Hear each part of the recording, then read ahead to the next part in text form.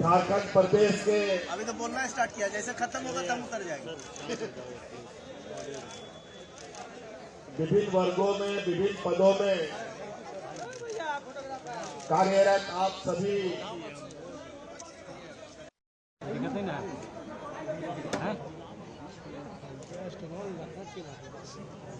ज्यादा हुआ यार, बोलो मत ऐसे काहे बोल रहे हैं। अरे आप सब लोगों को ये बोल रहे हैं। आपका एक पुरानी वेतन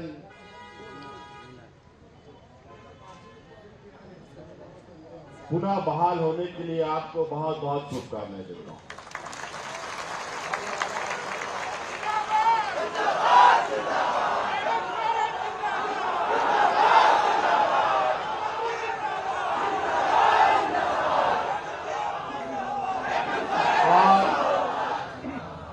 और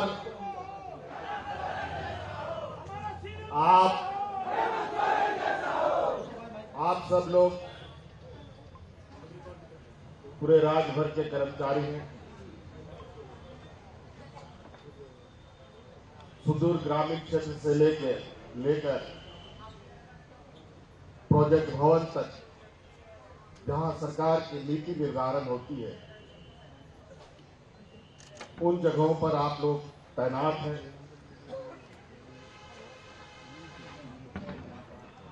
आप सब लोग, कोई पुलिस में है, कोई चिकित्सा व्यवस्था में है, कोई लिपिक में है, कोई पदाधिकारी के रूप में है, प्रशासनिक, अन्य तरह तरह के आप लोगों के जो संवर्ग है,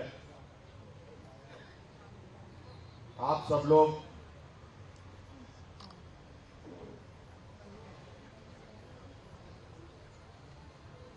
सभी मिलकर,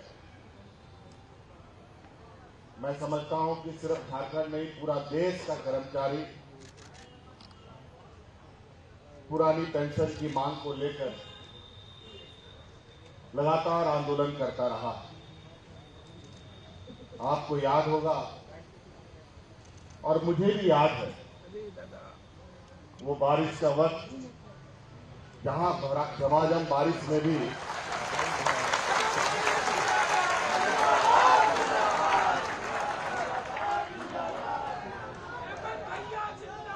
आप सब लोग, कोई छाता लगाकर, कोई बिना छाता का अपने आंदोलन को आगे बढ़ा रहा था, और कोई भी व्यक्ति आपके इस आंदोलन की सुधि लेने वाला नहीं।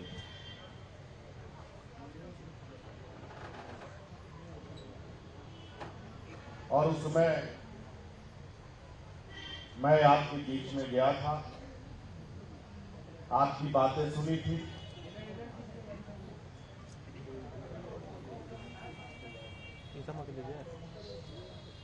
और कई घटना मेरे बीच में आई, जिसको लेकर मैं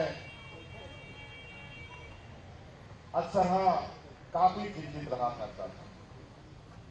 झारखंड में जिस तरीके की परिस्थिति है, हमारे झारखंड वासियों को, चाहे वो कर्मचारी हो, चाहे वो आम नागरिक हो, चाहे वो किसान हो, चाहे वो मजदूर हो, चाहे वो व्यापारी हो, चाहे कोई भी, उसको अपनी भविष्य की चिंता होती है। और हमने इस विषय पर, जब हम लोग की सरकार बनी, तो आप लोगों ने देखा ही, एक राक्षस बनकर कोरोना ने हमें इस तरीके से अपने चपेट में लिया कि आने वाला भविष्य क्या होगा, बड़ा ही चिंता का विषय बन गया था। और उस समय भी आप लोगों ने ध्यान दिया होगा, जहां झारखंड में बड़े पैमाने में डॉक्टरों की कमी, बड़े पैमाने में स्वास्थ्य व्यवस्था की कमी, ऐसी स्थिति में भी झारखंड ने कोरोना की लड़ाई में भी अपना एक मिसाल पेश किया।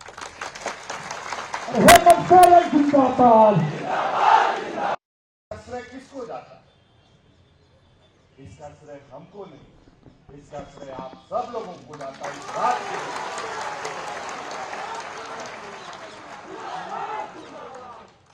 मैं तो मात्र एक मार्गदर्शक के रूप में आपके आगे आगे चल रहा हूं,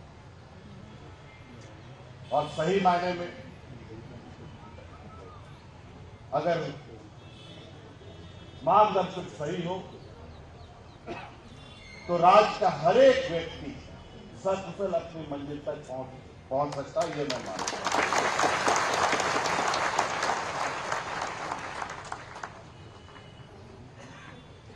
हमने इस राज्य में पाया, बहुत सारे लोग बहुत बातों को कहते हैं और बातों को फिर वक्त आने पर अमल भी नहीं करते। ऐसे कई उदाहरण, मैं उन उदाहरणों पर नहीं जाऊंगा, लेकिन मुझे इस राज्य में सबसे अहम जरूरत की चीजें समझ में आई। मुझे लगा कि इस राज्य के हर वर्ग को अपनी भविष्य की चिंता ना करते हुए निर्भीक होकर अपना जीवन यापन और काम करे, इसके लिए मुझे सामाजिक सुरक्षा पर सबसे पहले मैंने आज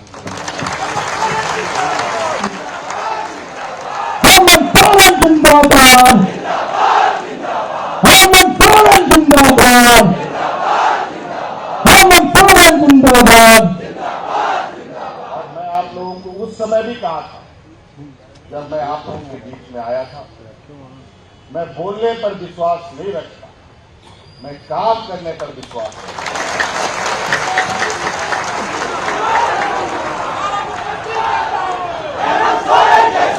हमारा मुख्यमंत्री कैसा हो। फिर भी आप लोगों ने हमसे कुछ जानना चाहा, हमारे बातों को आप लोगों के बीच में रखने के लिए हमें कहा, तो हमने आपको यही बात कही, जो हम कहते हैं उसे जरूर पूरा करें।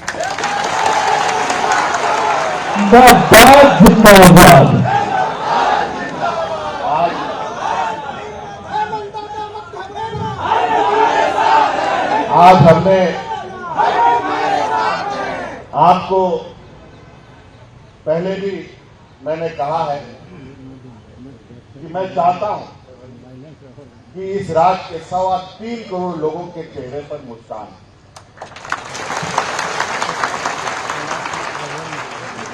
दुख तकलीफें जिंदगी में आती जाती रहती है, ये धूप छांव की तरह होता है, लेकिन कुछ चीजें ऐसी होती हैं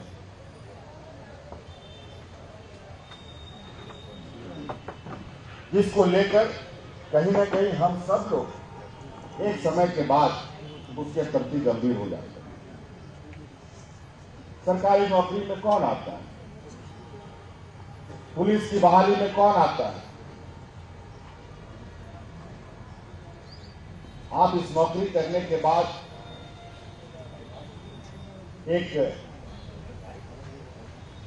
रिटायरमेंट का के बाद का जीवन सुखमय तरीके से काटे।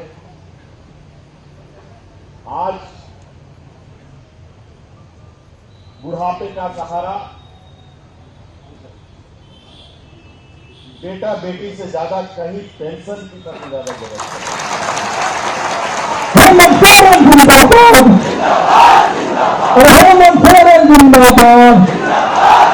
अरे कौन दिया पेंशन? इसकी कितनी जरूरत है वो आप सब लोग कर्मचारी वर्ग के लोग जानते हैं। जो अनाथ शनाथ कमा लिया उसके बारे में मुझे नहीं कहना, लेकिन जो मेहनत मजदूरी के साथ अपना संचय पर जीवन काटता है तो बाकी भविष्य उसका बाकी जीवन पेंशन कर सकता है।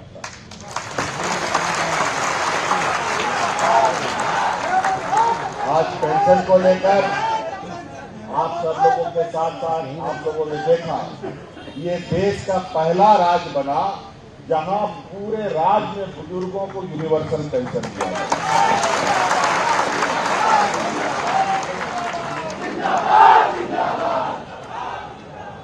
आज देश की स्थिति ये है, अर्थव्यवस्था, इस देश में गरीब युवा जरूरतमंदों को देश की सरकार यूनिवर्सल पेंशन लागू नहीं कर पा रही। आज अर्थव्यवस्था किस चरम पर है, ये हमें बहुत बखूबी से मालूम। आज किस तरीके से जो स्वतंत्रता सेनानी होता है या फिर जो बूढ़े बुजुर्ग लोग जो ट्रेनों में जाया करते थे, जिनको ट्रेनों में या बसों में किरायों में उनको ये मिलता था, लाभ मिलता था, उनकी टिकटें कम पैसे में आती थी, वो सारे कट गए। अब आने वाला समय में क्या क्या चीजें आएंगी वो बड़ा थोड़ा चिंतादायक, लेकिन हमारी कोशिश है कि आप भविष्य की चिंता ना करते आप राज्य की जनता का चिंता करें, आपकी भविष्य की चिंता ना करें।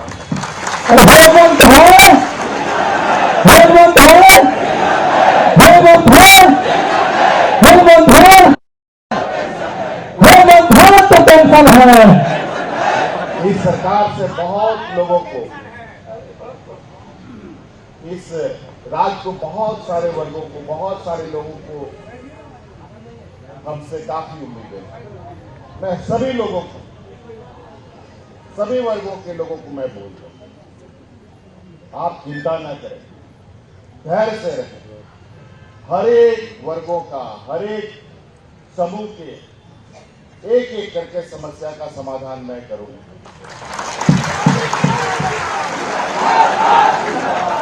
आज क्या सरकार दूसरे राज्य के लिए थोड़ी बना। आज यहां पत्रकार लोग भी हमारा फोटो कैमरा खींच रहे हैं। पूछ लीजिए, जब मैं था थोड़े दिनों के लिए मुख्यमंत्री, उस समय भी इनको लाभान्वित किया। मैं दोबारा जब आया उसके बाद भी इनको लाभान्वित किया। लेकिन जो छापे जो करना है मुझे उससे हमारी ताकत ये कैमरा नहीं है, हमारी ताकत इस राज्य के 3.25 करोड़ लोगों का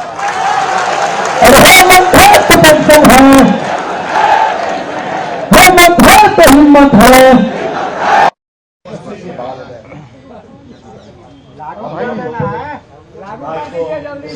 यूपीएससी में बच्चों को बहाल किया, कोई वीडियो, कोई सीओ, कोई दरोगा बना। नहीं ले रहे। आपको सुनकर आश्चर्य होगा, उसमें 32-35 के लगभग जो बच्चे थे, वो बच्चे सभी बीपीएल परिवार के बच्चे थे। कोई आंगनबाड़ी सेविका का बच्चा, कोई रसोईया का बेटा बेटी। कितनी खुशी होती है ऐसी बातें सुनकर। और लोग रीबर उड़ाते हैं, मंत्रियों का बेटा होकर नौकरी जेपीएससी के माध्यम से हुआ। मैं उन लोगों से सवाल पूछना चाहता हूं जो ये अनर्गल बात करते हैं।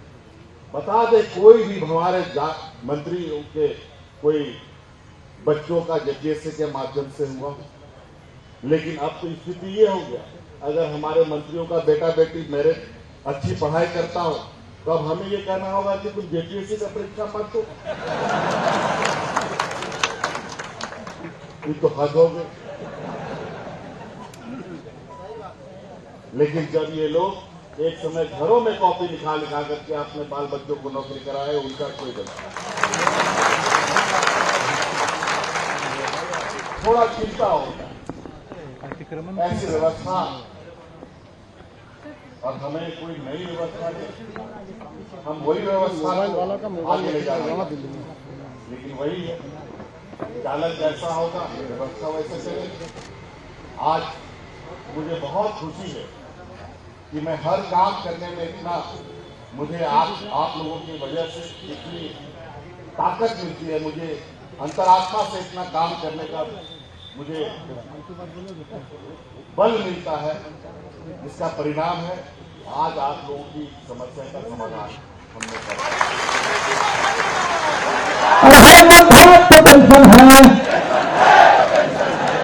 मुख्यमंत्री का आवाज है, देख रहे हैं?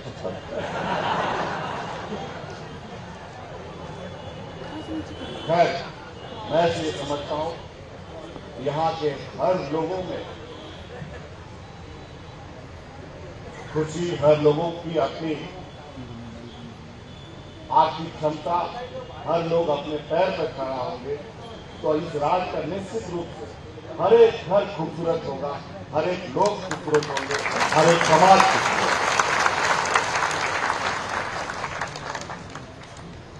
आज मैं बहुत ज्यादा और नहीं कहूंगा, क्योंकि आज इस संदर्भ को लेकर मुझे लगता है आपके उस कार्यक्रम में छत्तीसगढ़, मध्य प्रदेश, पूरे देश के प्रतिनिधि आए। मैं उन सब लोगों को भी आज इस आप लोगों के माध्यम से बहुत बहुत शुभकामनाएं दूंगा, और मैं आपको वादा करता हूं कि जहां आपकी पुरानी पेंशन के बारे में हक की बात करनी होगी, मैं उस प्लेटफॉर्म में उस राष्ट्रीय बातें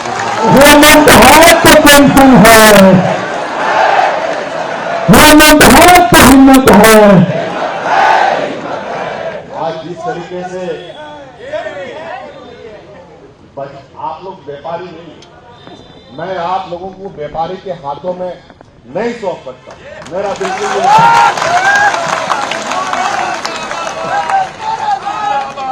और व्यापारी दुर्भाग्य से थोड़ा आज देश का बागडोर व्यापारियों के हाथ में है। मुझे लगता है अभी जिस तरीके से संस्थाएं बिक रही हैं, कहीं ऐसा ना हो कि देश बिक के कहीं चला जाए और हम लोग सड़क पर आ जाए, फिर गुलामी की जरूरत में आ जाए। तो ये भी हमें चिंता करने की आवश्यकता है। राजनीतिक लड़ाई हम लड़ेंगे, उसके लिए मुझे कहीं कोई ये नहीं है। बहुत सारे लोग चारों तरफ से लगे हुए हैं कि किसी तरीके से इस नौजवान को गिराओ, इस नौजवान को कमजोर करो। मुझे लगता है मत घबराना,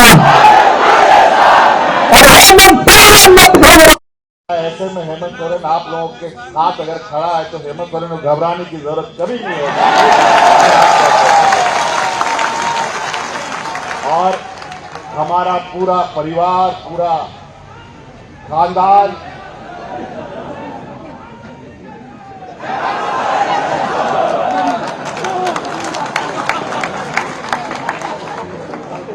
देखिए, हम आप लोगों के ही बीच के व्यक्ति हैं। हमारा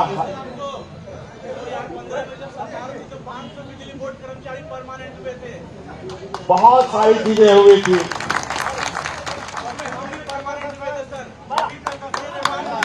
राज कर्मचारी और सबको प्रमोशन का काम भी हमारी सरकार ने किया था, आपको याद है।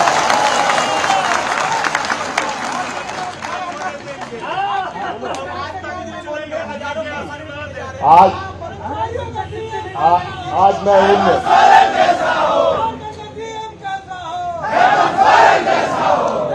हक अधिकार मांगते मांगते सरकार के उदासीनता की वजह से और अपने अहंकार की वजह से आंदोलन करने वाले लोगों की जान चली जाए। आज ना जाने कितने पारा शिक्षकों की जानें चली गई। आज इतने पारा शिक्षकों की जाने के बाद कहीं ना कहीं उन पारा शिक्षकों का परिवार जो आंदोलन में मारे गए, और कहीं ना कहीं मैं ये समझता हूं कि जब ऊपर वाला लाठी चलाता है, ना वो लाठी दिखता है, ना आवाज करता है, सीधा उसका असर दिखता है। आज उसी का परिणाम है कि आज एक लाइन से इस राज्य के हर तबके के लोगों में एक एक करके मुस्कान लाने का हमारा प्रयास हो रहा है। आंगनबाड़ी सेविका, सहायिका, पारा शिक्षक, हमारे कर्मचारी संघ के लोग और बहुत सारी चीजें, समय बीतने दीजिए। इस राज्य को जो इस देश के सबसे अंतिम पायदान पर खड़ा है, आप लोग का आशीर्वाद मिला, अगले 15 सालों के अंदर इस राज्य को देश के अग्रणी राज्यों में हम लोग लेके चलेंगे।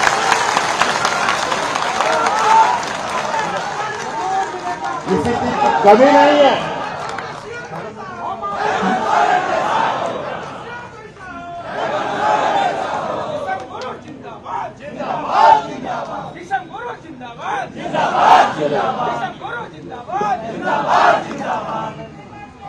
आज उन्हीं का आशीर्वाद है जो आज हम आप लोगों के लिए मजबूती से काम कर पा रहे हैं। और बहुत मुझे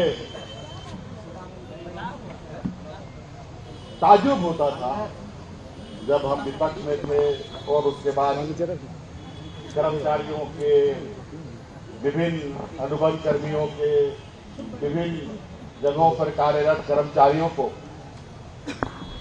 मुझे लगता था ये कर्मचारी नहीं, बंधुआ मजदूरों की तरह इन्हें खटाया जा रहा है, इनके बारे में कुछ नहीं। और आज देखिए, मैंने तो कहा कि आप उन लोगों में से हैं जो सरकार की सभी योजनाओं को धरातल पर उतारते हैं। और आप निश्चित रूप से सरकार कई ऐसे काम कर रही है जैसे हर एक व्यक्ति अपने पैरों पर खड़ा हो सकता है, अपने आय के संसाधन बढ़ा सकता है, अपना रोजगार सृजन कर सकता है। आप इसमें राज्य को विकसित करने में अपना योगदान ईमानदारी से करें और निश्चित रूप से आने वाला समय में संसाधनों की उपलब्धता को बढ़ाने का हमारा हर प्रयास चल रहा है। और मैं ये कोशिश करूंगा, अब जब हम इनको इस राज्य को अग्रणी राज्य में ले जाएंगे तो जिस तरीके से कंपनियां अपने कर्मचारियों को बोनस देती है, अपने राज्य कर्मचारियों को बोनस देती है।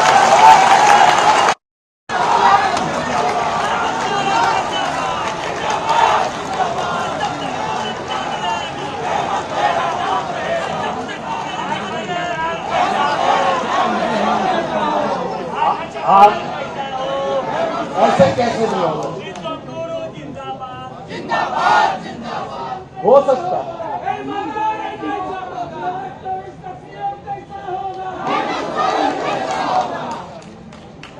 देखिए, बहुत कुछ कर सकती है सरकार, अगर सरकार में इच्छा शक्ति है।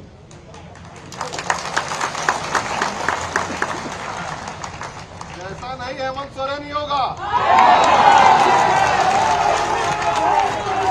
और इसलिए